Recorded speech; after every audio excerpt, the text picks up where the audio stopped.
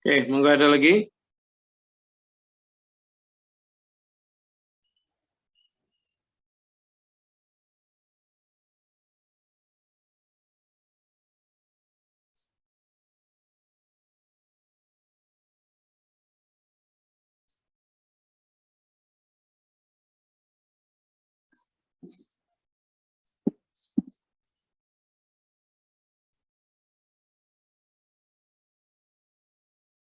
Oke, selanjutnya ayat 15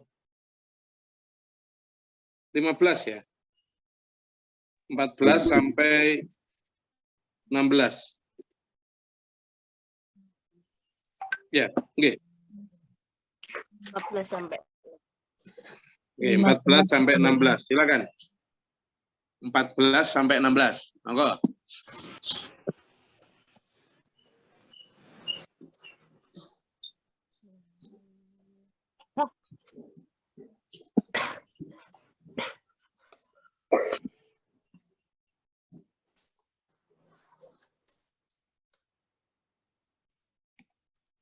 Silakan. Siapa yang punya catatan dan monggo dibagi di sini.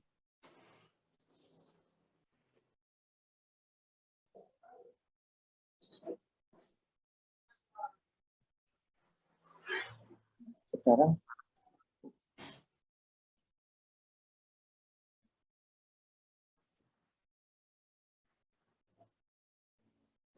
Silakan yang punya catatan monggo dibagi di sini. Ngapunten, saya telat. Sekarang ayat berapa Mbak Umi? Ayat 14 sampai 16. Oh, 15-16. Oh, baik.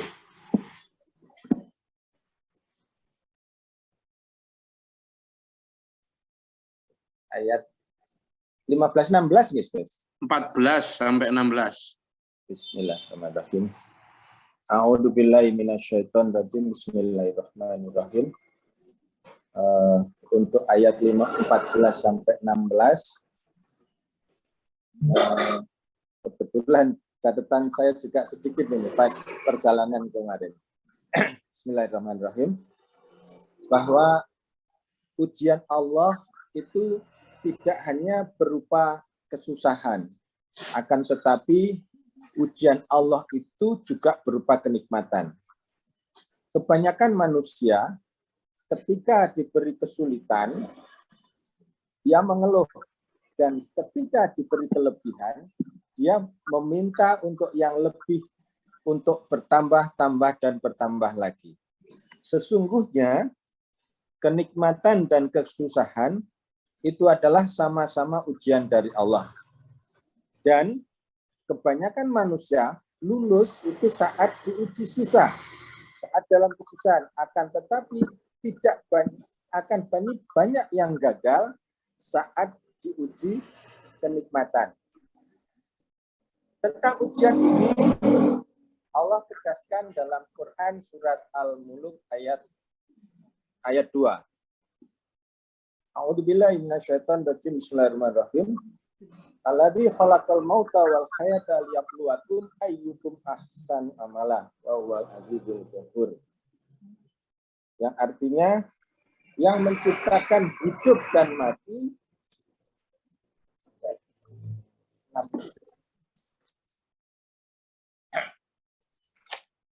yang menciptakan mati dan hidup untuk menguji kamu, siapa di antara kamu yang lebih baik amalnya.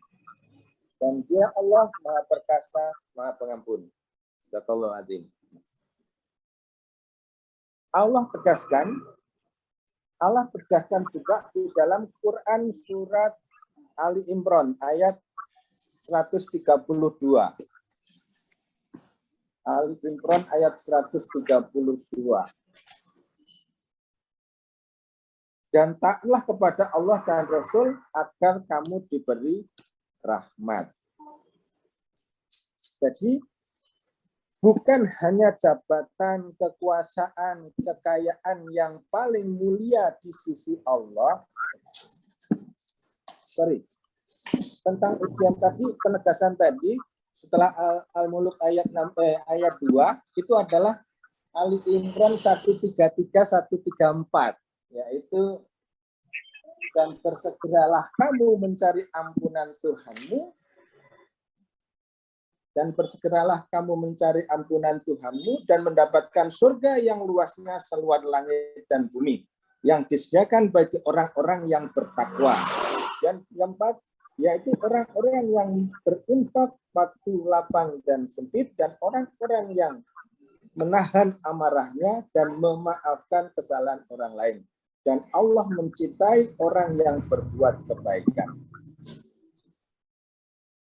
Jadi, bukan hanya jabatan, kekuasaan, kekayaan yang paling mulia di sisi Allah, akan tetapi ketakwaanlah yang paling mulia di sisi Allah. Dengan memahami ini, akan menjadikan pribadi kita menjadi pribadi yang wirai. Selanjutnya, kenapa Al-Quran cocok untuk manusia? Karena memang Allah menciptakan Al-Quran yang diwahyukan kepada Rasulullah untuk pedoman hidup manusia.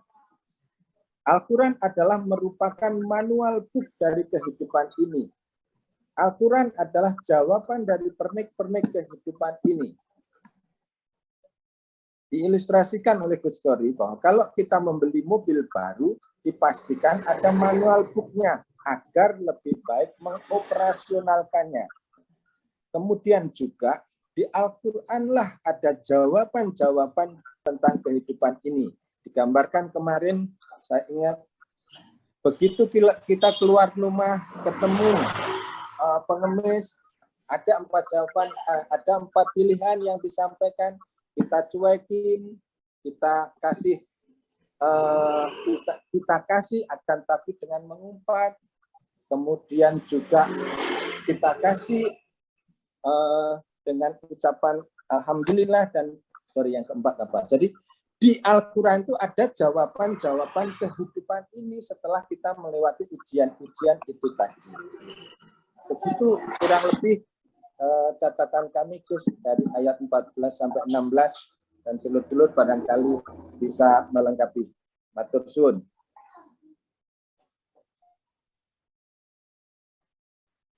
Oke. Bagus sekali.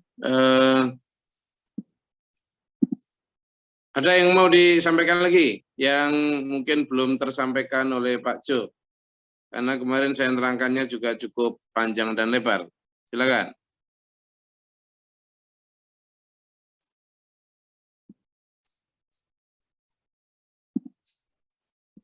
Ada, silakan. Mohon izin menambahkan, Gus, dari Ya, catatan dalam. Monggo. Jadi kunci jawaban dari berbagai ujian, pertanyaan-pertanyaan ujian dunia itu ada semuanya di dalam Al-Quran dan Al-Hadis. Inilah pentingnya kita mengaji, ada jawaban pertanyaan ujian hidup kita. Gus Gori kemarin saat ujian kehabisan waktu, ada 1 soal yang belum dikerjakan. Nah, makanya kita juga begitu, hidup itu ada time limit. Jangan-jangan masih banyak materi ujian yang belum kita kerjakan. Sementara limit waktu kita sudah mau habis. Ini yang perlu kita perhatikan dalam hidup kita.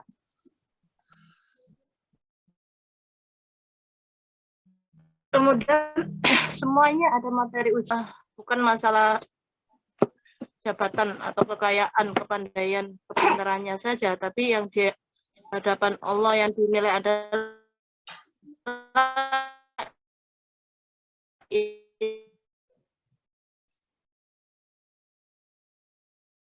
inna akram di Allah adalah yang paling dekat. Yang miskin tidak mendapatkan kemuliaan. Jangan begitu. Dalam hidup ini kita harus lebih wirai. Orang banyak berhasil menghadapi ujian ketika mendapatkan kenyamanan, akan tetapi tidak berhasil saat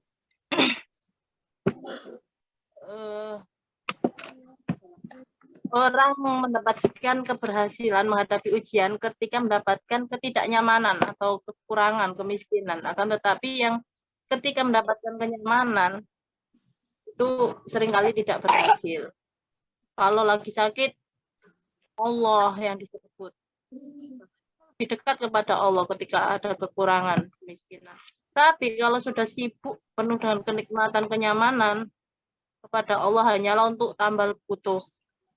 Sebentar ya, saya mau sholat dulu, begitu ucapannya. Sholat itu bilangnya sebentar ya. Seperti itu.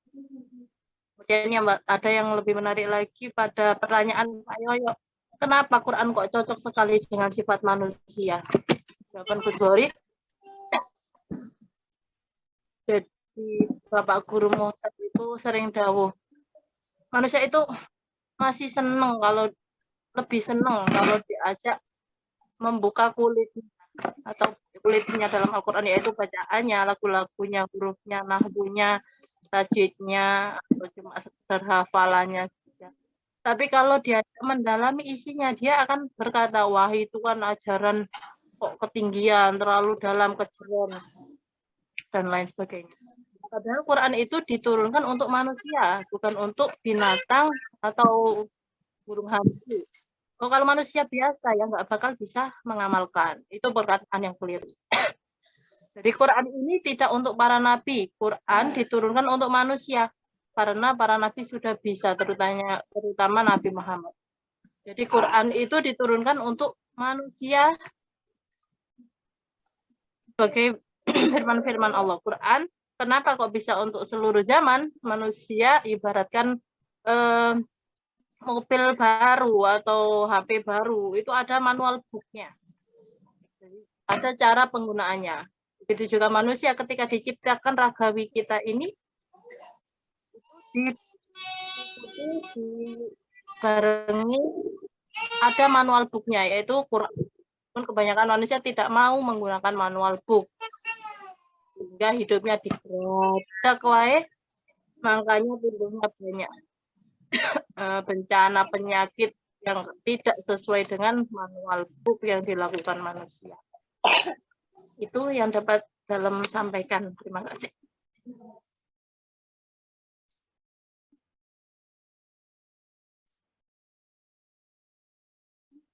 Oke, makasih matur suwun Mbak Miana. Menika ada lagi?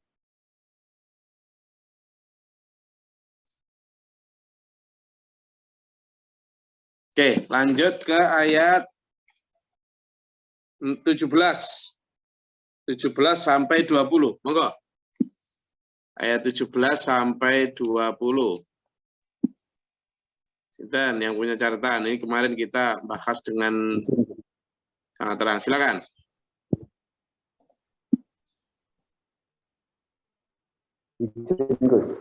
Monggo silakan. A'udzubillahi minasyaitonirrajim. Bismillahirrahmanirrahim. Allah Subhanahu wa taala. Oke, izin Gus. Bismillah. Assalamualaikum warahmatullahi wabarakatuh. Allah Subhanahu wa taala berfirman, "Kalla balla tukrimunal yatim." Sekali-kali tidak, bahkan kamu tidak memuliakan anak yatim. Allah selalu mengingatkan kepada kita bahwa ibadah ritual itu dengan ibadah sosial. Jadi akan selalu ibadah ritual itu akan diikuti dengan ibadah sosial. Banyak ayat-ayat yang menerangkan itu. Salah satunya ayat yang sangat terkenal, yaitu di sana dianggap berarti anak yatim dan tidak memberikan makan kepada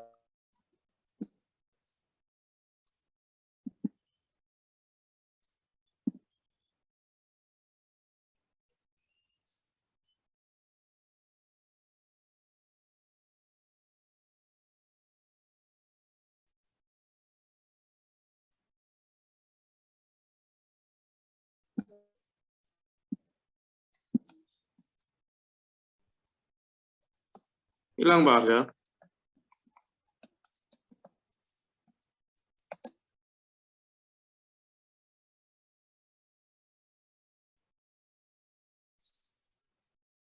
Suaranya hilang.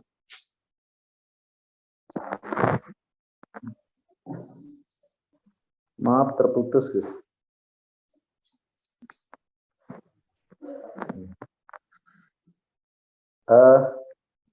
Saya ulangi, di surat Al-Ma'un itu dianggap berbohong. Ada orang beragama berbohong kalau mengabaikan anak yatim dan tidak memberikan makan kepada fakir miskin. Allah memerintahkan ibadah-ibadah ritual seperti halnya sholat, puasa, haji. Tapi Allah juga menuntut pembuktian praktek dari ibadah-ibadah ritual itu ke dalam dipraktekkan dengan ibadah-ibadah sosial. Salah satunya adalah contoh membantu orang miskin, memberi makan orang miskin, dan merawat anak yatim. Bahkan di surat Al-Ma'un diancam, wawailul lil musallin, celakalah bagi orang-orang yang sholat. Yang sholatnya tapi abai.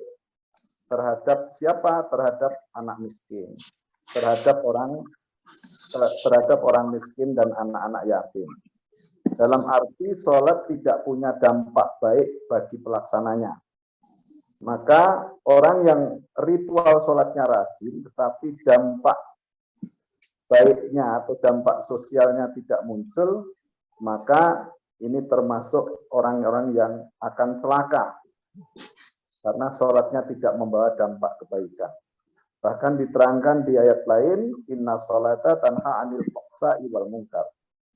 Sesungguhnya sholat itu bisa menjauhkan perbuatan keji dan mungkar. Faksa dalam arti setan menakut-nakuti manusia tentang kemiskinan. Sehingga setan mengajak manusia untuk berbuat pelit, kekeh terhadap hartanya. Faksa ini berarti bukan berarti tidak hanya sekedar zina, kemudian mencuri, dan perbuatan-perbuatan jelek lainnya, tetapi perbuatan pelit ini juga bagian dari paksa. Jadi kalau bisa dilihat, kalau sholatnya itu benar-benar mendirikan sholat, insya Allah sholatnya akan membawa dampak baik kepada pelaksananya dalam berperilaku sehari-hari. Yang salah satu contoh, sebelum sholat itu pelit, setelah sholat itu menjadi dermawan. La tukhrimuna, ini juga mengingatkan kepada kita dalam memuliakan anak yatim itu, jangan sekali-kali kita memposisikan bahwa anak yatim itu lebih rendah dari kita. Tetapi kita justru harus meninggikan anak yatim. Artinya apa? Jika kita memberikan sesuatu kepada anak yatim atau orang miskin, jangan sampai kita berharap atau menganggap bahwa mereka lebih rendah dari kita lebih tinggi. Atau bahkan kita berharap mendapatkan ucapan terima kasih dari mereka kepada kita. Akan tetapi justru sebaliknya, kita yang seharusnya sudah selayaknya berterima kasih kepada orang yang menerima sedekah itu. Karena orang yang mau menerima sedekah itu justru punya jasa yang besar terhadap kita. Jasanya apa? Mereka, anak yatim, orang miskin yang menerima sedekah itu menjadi tukang pengantar paket kita kepada Allah. Dan paket itu gratis. Artinya kita harus justru terima kasih kepada orang miskin atau anak yatim yang sudah kita berikan sedekah. Jangan sampai berharap kita mendapatkan ucapan terima kasih. Kemudian ayat ke-18, dan kamu tidak saling mengajak memberi makan kepada orang miskin. Sedangkan kamu memakan harta warisan dengan cara mencampur adukkan yang halal dan yang haram. Kita ini sering mencampur adukkan antara yang halal dengan yang haram, dengan nyari-nyari dalil-dalil sesuai dengan nafsu kita, sesuai dengan keinginan kita. Padahal diterangkan dalam kaidah fikih, Gigi menerangkan tinggalkan yang meragukanmu, lalu ambillah yang tidak meragukanmu. Mungkin ini juga di hadis riwayat Tirmidzi, An-Nasa'i. Kemudian kalla idza tukatil ardu dakang dakka. Kali-kali tidak apabila bumi digoncangkan berturut-turut berbenturan. Jadi Gigi menerangkan, mencintai harta dengan cinta yang berlebihan, kita tidak boleh, itu yang harus kita waspadai. Jangan sampai kita mencintai harta dengan cinta yang berlebihan. Kita itu boleh butuh harta, tapi jangan sampai cinta harta. Kita perlu duit, tapi kita tidak boleh terlalu mencintai, mendewa-dewakan duit. Bahkan Gigi menerangkan tanda cinta itu apa toh? Tanda cinta itu ada 3. Rasa rindu, rasa cemburu, rasa memiliki. Jadi mengingatkan kalau namanya cinta tidak ada rasa rindu. Kalau kita cinta terhadap Allah tidak ada rasa rindu, maka itu tidak ada cinta.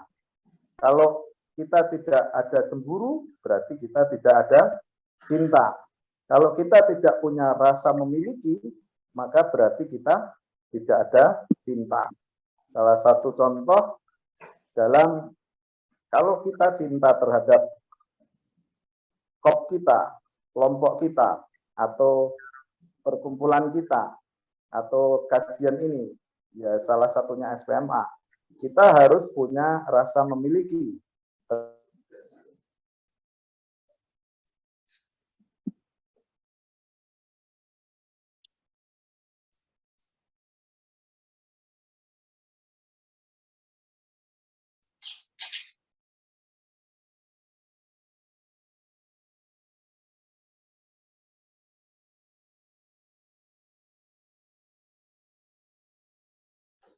Hilang lagi Pak Marcel.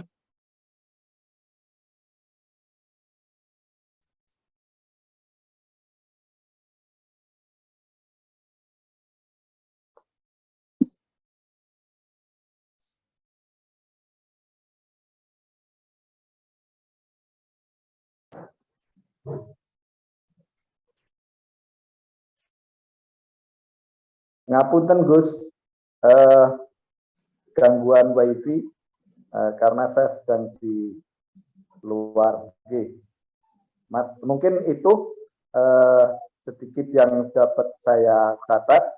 Mungkin sedikit nambahkan bahwa cinta itu pasti menimbulkan pengorbanan, cinta itu pasti menimbulkan keindahan, dan cinta itu pasti menimbulkan energi. Kalau kita cinta terhadap agama, tidak mau berkorban, maka tidaklah cinta. Kalau kita cinta terhadap agama, kalau tidak indah menganggap agama ini, berarti kita tidak cinta.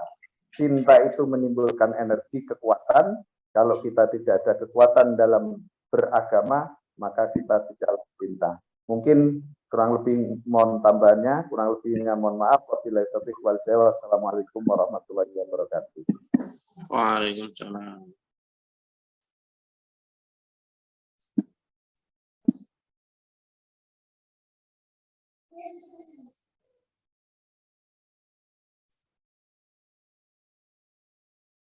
Oke, itu yang disampaikan Pak Warso untuk ayat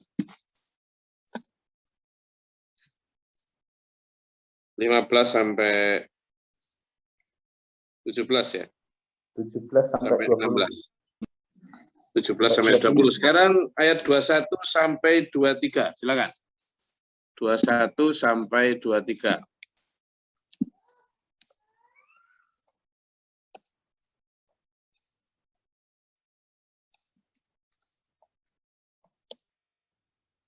Silakan. Siapa yang punya catatan?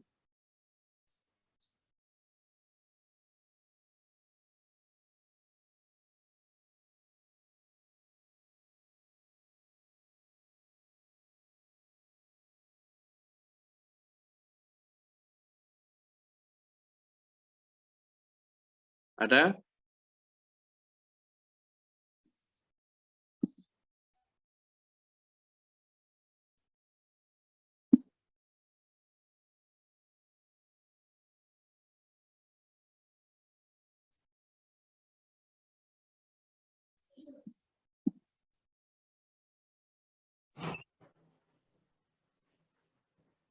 Izin Gus, sebelum Monggo. dulur-dulur yang lain menambahi. Insya Allah ayat 21 sampai 24. A'udzubillahi minasyaitonirrajim. Bismillahirrahmanirrahim. Bagi yang sudah merasakan gempa, akan bisa merasakan bagaimana paniknya untuk mencari keselamatan diri. Kemudian Gus Gori menceritakan tentang perjalanan beliau saat di Aceh pasca tsunami. Setelah keliling, survei beberapa tempat, kemudian istirahat di salah satu hotel yang selamat dari terjangan tsunami dan selamat dari gempa. Saat mandi, terjadilah gempa yang dengan skala yang cukup besar.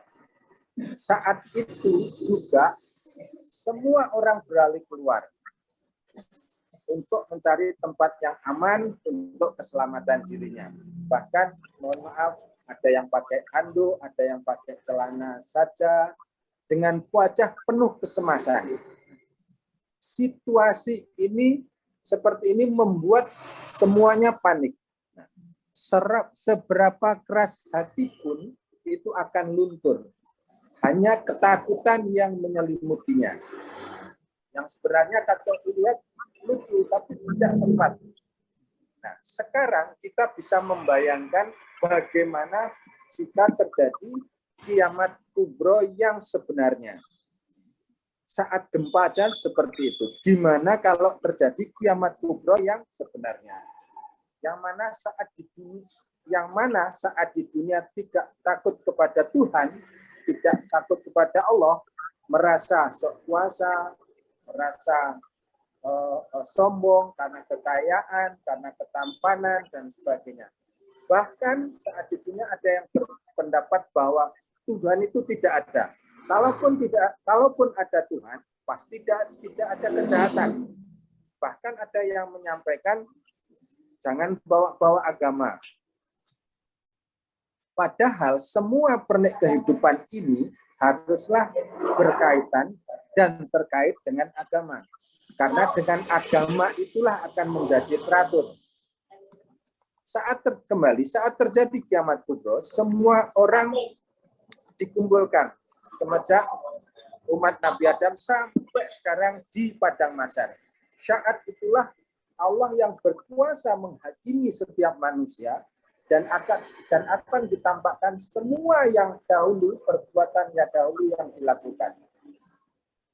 Bahkan ada yang saat di dunia saat di dunia ini menjadikan bahan candaan, bahan ketawaan. Jadi memberikan ilustrasi seberapa kuat dan sombongnya manusia. Contoh kecil, kalau ditangkap polisi aja, dia akan tertunduk lesu, bingung, takut. Begitu kiamat yang menjadi polisi adalah malaikat, makhluk yang sangat taat kepada Allah. Dan saat itulah Allah lah yang menjadi hakim. Dan saat itu yang ingkar baru menyadari akibat perbuatannya. Selanjutnya ayat 24 menyadarkan kita bahwa alangkah baiknya jika saat di dunia berbuat kebajikan, berbuat kebaikan. Sebagai orang beriman, kita harus menyadari bahwa dosa dan kesalahan itu sebelum meninggal, sehingga ada kesempatan untuk bertaubat, untuk mentaubatinya. Selanjutnya, perintah Allah itu adalah fadzakir, sampaikan saja. Perkara ada yang mengikuti dan tidak, itu adalah hak prerogatif Allah. Rahmat dan hidayah itu adalah hak prerogatif Allah. Terakhir bahasan Ghazali yaitu menjelaskan tentang Quran surat Al-Munafikun ayat 9 sampai 11. Kemudian juga ditegaskan dalam surat Al-Qasas ayat 77. Demikian Gus yang bisa saya catat dari penjelasan Quran surat Al-Fajr ayat 21 sampai 24. Barangkali ada turut yang bisa menyempurnakan lagi. Matur suwun. Matur suwun, panjang lebar. Matur suwun, Pak Jo. Ada yang mau menambahkan apa yang disampaikan Pak Jo? Yang mungkin terlewatkan dari penjelasan saya kemarin? Oke, kalau tidak ada, lanjut ke ayat 24 sampai 30. Silakan. 25 ya, 25 sampai 30. Silakan.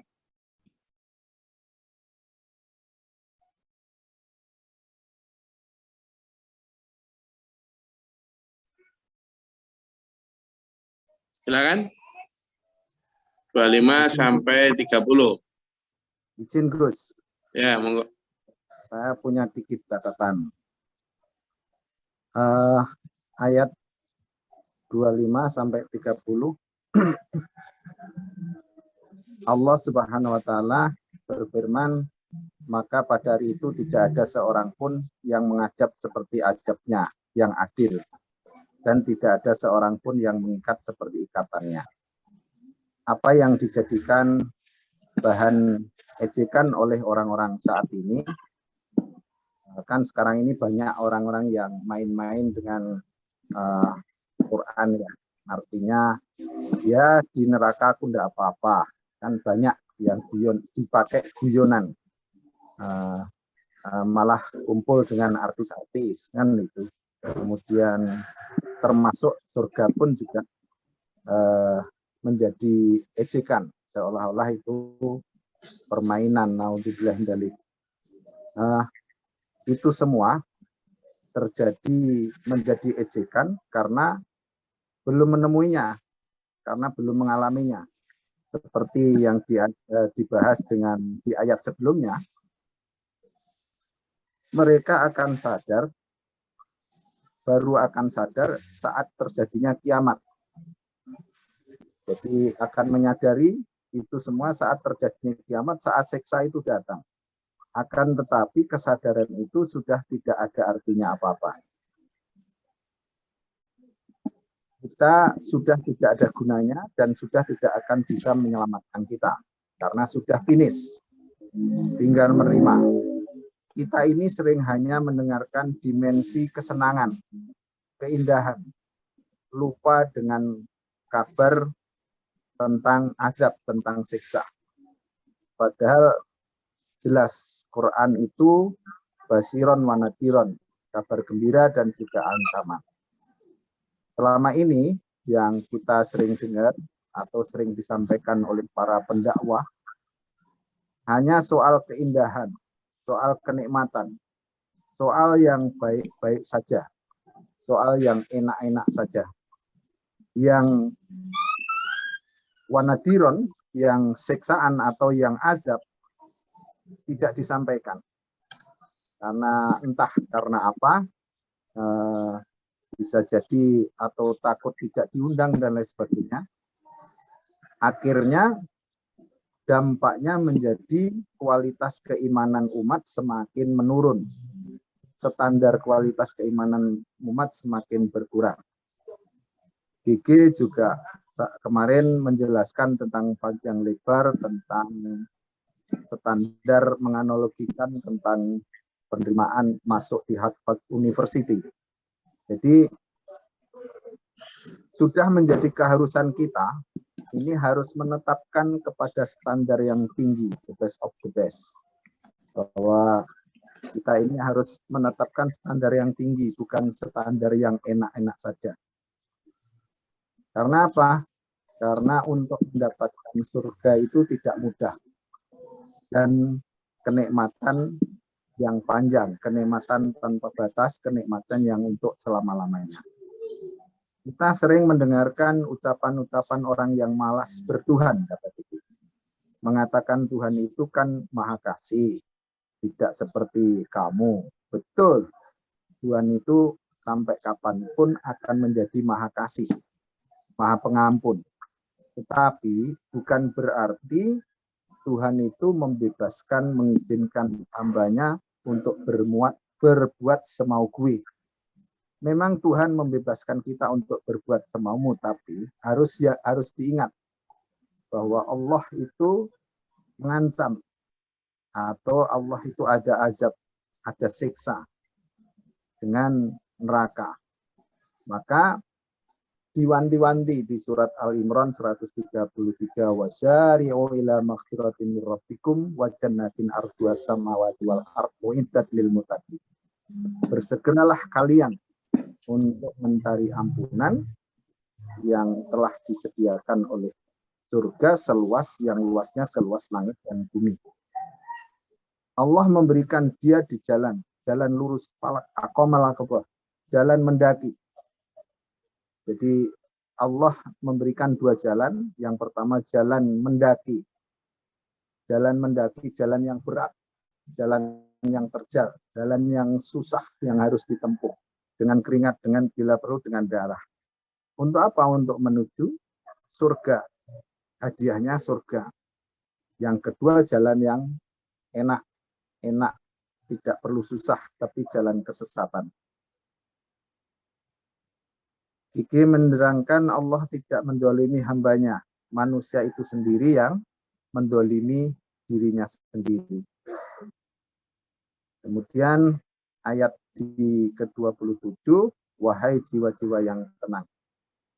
Bagi orang-orang yang jiwanya yang tenang, yang ketika dunia nyata selalu menuhankan aku, yang selalu mengutamakan aku, yang tidak mencintai kepada dunia, yang selalu menunggu atau sabar dengan janjiku, maka itu yang akan mendapatkan apa di lanjutan ayat ini. Jadi Allah Subhanahu wa taala berfirman, dan janganlah engkau tunjukkan pandangan matamu kepada diri. Ayat lain di surat Iki menerangkan di surat Toha ayat ke-20, surat Toha surat ke-20 ayat 131.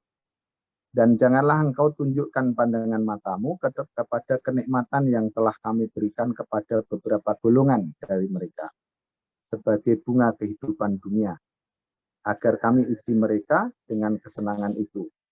Karunia Tuhanmu lebih baik dan lebih kekal. Kemudian di surat Al-Imran juga diterangkan, jangan sekali-kali kamu terberdaya oleh kegiatan orang-orang kafir yang bergerak, yang lalu lantang di seluruh negeri. Itu hanyalah kesenangan sementara. Kemudian tempat kembali mereka ialah neraka jahanam. Itu seburuk-buruk tempat tinggal. Al-Imran 127. Irji'i ila maghfiratin mardiyah. Kembalilah kepada Tuhanmu dengan hati yang ridho dan ridhoi. Fadkhuli bi ibadi, maka masuklah ke dalam golongan hamba-hambaku. Fadkhuli jannati, maka masuklah ke dalam surgaku. Ini dulur yang dapat saya sampaikan. Mungkin masih kurang banyak yang perlu ditambahkan, monggo ditambahkan. Kurang lebihnya mohon maaf. Wassalamualaikum warahmatullahi wabarakatuh.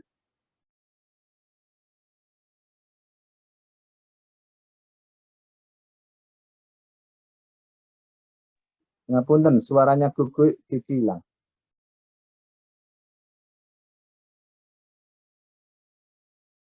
Kalau memang masih ada yang masih mau disampaikan, silakan. Dari dulu lain, karena tadi Pak Warso 2 kali. Monggo, silakan.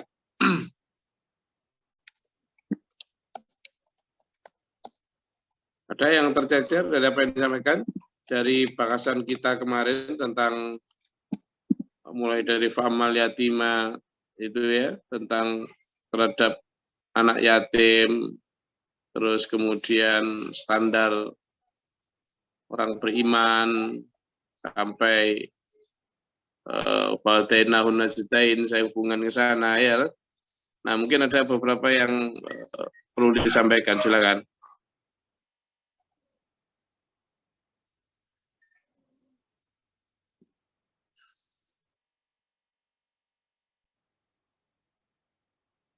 Ada? Oke. Kalau tidak ada, saya rasa kajian kita cukup. Insya Allah besok kita libur dan bertemu lagi hari Sabtu. Highlight penekanan dari surat Al-Fajr banyak ya, banyak sekali. Terutama bagaimana menghadapi ujian. Bagaimana Allah menciptakan ujian itu ada dua ya, ujian baik maupun ujian ringan maupun berat, kesenangan maupun kesedihan, kemelaratan maupun kekayaan, ternyata semua itu adalah ujian. Tapi manusia nggak mengambilnya sebagai ujian, sehingga terjerumus kepada la tukrimunal yatim dan seterusnya. Yang kedua, kita ini dicap Tuhan sebagai orang yang masih wa tuhibbunal mala hubban jama, cintai harta yang berlebihan dan seterusnya. Sampai dua fenomena, orang yang dihadapkan pada surga dan orang yang mendapatkan panggilan Allah yang diridhoi dan meridhoi, lalu masuk ke dalam surganya. Semoga Allah merahmati kita dan diberi kemampuan untuk menjalani Shiratal Mustaqim ini ya sampai akhir hayat kita, husnul khatimah. Sampai ketemu hari Sabtu, besok kita libur baca surat Al-Kahfi. Insyaallah hari Sabtu kita berjumpa lagi. Tetap jaga kesehatan baik jasmani maupun rohani. Banyak orang gendeng ya. Gendeng itu tidak harus yang sakit kelihatan gendengnya, tapi kadang gendeng yang nggak kerasa ini yang lebih bahaya. Kalau gendeng yang kerasa berobat, tapi kalau gendeng yang nggak kerasa ini nggak mau berobat. Nah itu kita bahas besok ya. Gimana gendeng yang nggak kerasa itu? Allah merahmati kita, meridai kita, menuntun kita dalam Shiratal Mustaqim lah ya. Amin. Allahumma shalli wa sallim. Allahumma ighfir lil mu'minina wal muslimin. Allahumma hdina fi man hadayta wa afina fi man afayta. Barik lana fi. Astaghfiruka wa atubu ilaik. Allahumma da'fana al-bala